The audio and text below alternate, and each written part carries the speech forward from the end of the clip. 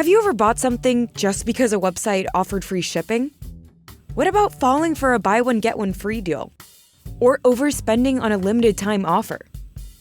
You probably answered yes, because these tactics are effective, and we all fall for them.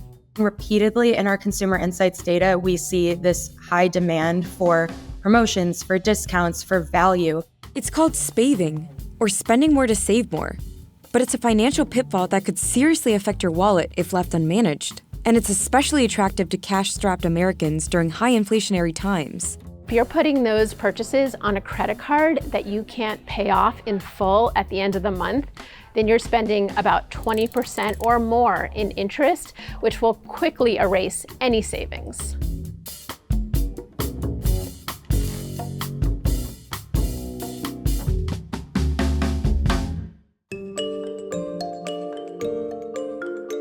Spaving is not always bad. Like, for example, buying that coat off season to get a large discount.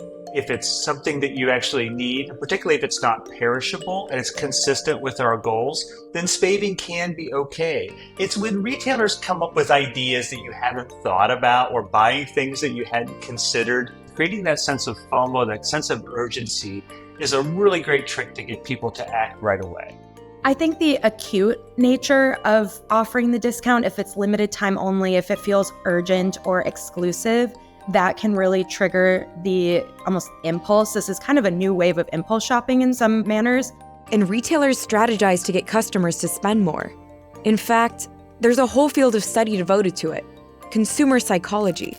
Many credit Sigmund Freud's nephew, Edward Bernays, as a pioneer. In the 1920s, he was one of the first to apply psychology to companies' advertising campaigns, most notably for Lucky Strike cigarettes, where he likened the product to torches of freedom, helping remove the social stigma for women smoking. Basically, teams of scientists have figured out how to get us to spend more money, and it is working. That thrill of the hunt that came from prehistoric times still exists now, whether we're online or whether we're at a major retailer. The opportunities to spave are everywhere, from websites to subscriptions, and even the grocery store. In fact, retailers have upped temporary price reductions by 72% and increased overall promotions by 15% in the past year, according to data analytics company Numerator. We tend to get that dopamine hit when we see something that's a sale and then we buy it and we feel like, oh wow, we really our hunting and gathering brains are just happy that we got it. And then 2 days later we realize we didn't even need this to begin with.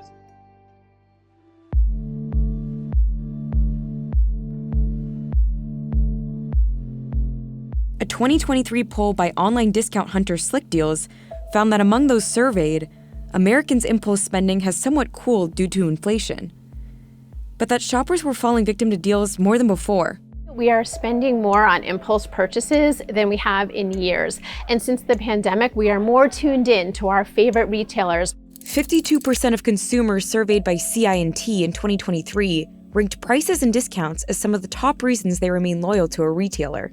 Sticky inflation continues to influence the way consumers shop, cutting into discretionary spending and pushing shoppers to hunt for deals.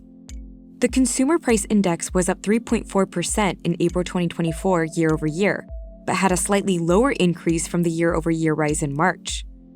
That's significantly less than 2022's pandemic-era peak, but remains higher than policymakers' long-term target of about 2%.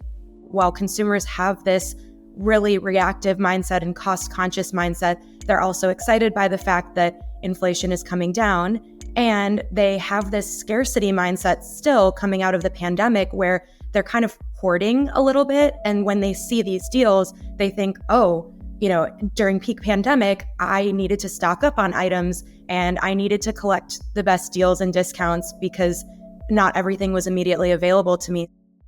Americans have less savings in 2024 than a decade ago, or during the pandemic when consumer savings were at an all-time high. But they're still shopping, by borrowing, and falling behind.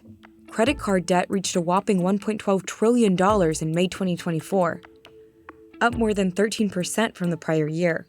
1 in 7 Gen Z borrowers have maxed out their credit cards, and more than half of Gen X carries a monthly credit card balance. More than 1 in 3 Americans have more credit card debt than emergency savings as of May 2024. For Gen Z, if they are close to maxing out their credit cards, that's going to be detrimental to their credit score. They may not be so worried about their credit score at this point in time, but credit scores open the door to lower interest rates on everything from buying a car to buying a home one day, or even if you can get a loan at all. Meanwhile, retailers are also facing the pressure. Weaker retail sales for the month of April 2024 indicate that consumer spending is cooling. Retailers have really upped the game to make sure that they are selling off their inventory. So that leaves us as consumers kind of victim to what retailers are doing. Just to do the straightforward math, whether you see, $20 off of 100 versus $10 on 50, they may be the same, but the $20 off 100 seems like a better deal. We're scrolling or we're online. It's already happened before we even know it. But these tactics can hurt business. For example, in fiscal year 2023, Under Armour missed fourth quarter gross margin expectations precisely because it used steep discounts to drive sales. It's a fine line, and it doesn't create a sustainable competitive advantage if you're constantly just providing discounts on everything. And I also wonder when the consumer will have discount fatigue. At what point will they start to become so desensitized to these deals and discounts that it's not ultimately what drives an acute purchase decision? To put it simply, spaving is just another way consumers overspend, impulsively, thinking they're actually making a smart financial decision. Financially, it's kind of like death of 1,000 paper cuts. Those things add up, right? If you are making these discretionary purchases that you can't really afford just to get free shipping or just because there's a good deal, then it's going to cause problems for you financially. If you are using spaving as a way to save money on something that you would have bought anyway, then it can work to your advantage. The best ways to prevent spaving come down to awareness. Unsubscribe from promotional emails. Stay away from tempting stores. And set a 24-hour waiting period to help curb unnecessary spending. But from a psychological perspective, cash is way better because you actually are physically spending it. There's an element that's just so frictionless when it comes to tapping your card or using your phone to pay. It doesn't seem real. These are tricky economic times.